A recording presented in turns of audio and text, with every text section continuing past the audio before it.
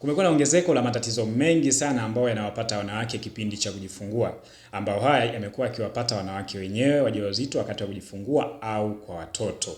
Na haya matatizo yote yanasababishwa na mfumo mbaya wa ulaji, vyakula vingi ambavyo mama akiwa mjamzito au kabla ya ujauzito ambavyo wanakula, vyakula vingi vinakuwa havina mchango wa kuwa na virutubisho stahiki kwa ajili ya kwenda kuimarisha afya ya uzazi, lakini pia afya imara ya mama pamoja na mtoto ambaye anakuwa kambeba tumboni.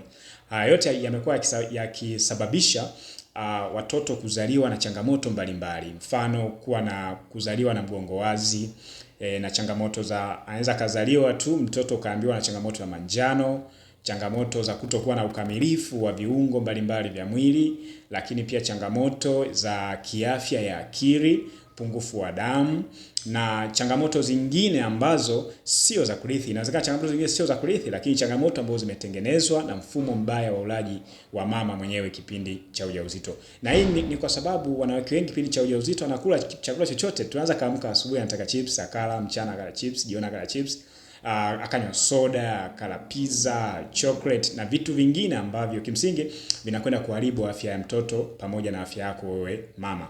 Na muda mwingine unaweza ukajifungua mtoto alafu hauna maziwa siku ya kwanza, siku ya pili, siku ya tatu, baadaye mtoto anapata changamoto za kiafya ambazo zinaweza zikawa serious zaidi, ambazo zinaweza kupelekea kupoteza maisha ya mtoto.